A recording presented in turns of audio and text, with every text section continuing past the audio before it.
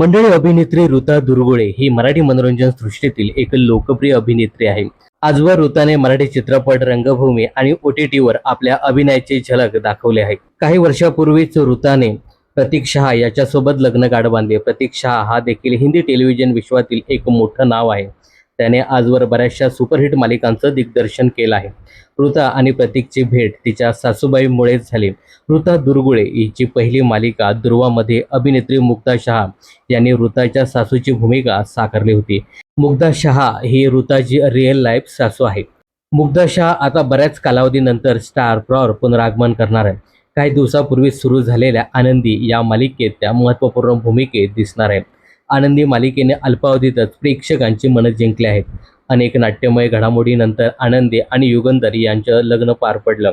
मात्र आनंदीचा सासरी सून बनून प्रवेश झाला नाही. आता आनंदीच्या आयुष्यात शिल्पा निंबाळकर नावाचं एक नवीन वादळ येणार आहे. सुप्रसिद्ध अभिनेत्री मुग्धा शहा शिल्पा निंबाळकर हे पात्र साकारताना दिसणार आहेत. ध्रुवा मालिकेनंतर जवळपास 13 वर्षांनंतर त्या स्टार प्रॉवर सोबत काम करताना दिसत आहेत. या भूमिकेविषयी सांगताना त्या म्हणाल्या, मी 35 वर्ष अभिनय क्षेत्रात काम करते. यात जवळपास 80% भूमिका मी खलनायिकेच्या साकारल्या आहेत. मालिकेतल्या शिल्पा निंबाळकरच्या कुटुंबावर दरार आहे. शिल्पा ही युगंधरची मोठी बहीण आहे. तिने प्रेमासाठी एका गरीब मुलाशी लग्न केलं होतं, पण लग्नानंतर मुलं होत नसल्यामुळे तिच्या नवऱ्याने तिला सोडून दिलं. त्या वेदनादायक अनुभवामुळे तिच्या मनात गरीब लोकांविषयी तीव्र द्वेष आणि अविश्वास निर्माण झालाय. तिचा असा विश्वास आहे की गरीब लोक अनेकदा पैशासाठी इतरांचा फायदा घेतात आणि त्याच्यावर सहज विश्वास ठेवता येत नाही. पण दुसऱ्या बाजूला युगंधरवरील तिचं प्रेम मात्र निरपेक्ष आहे.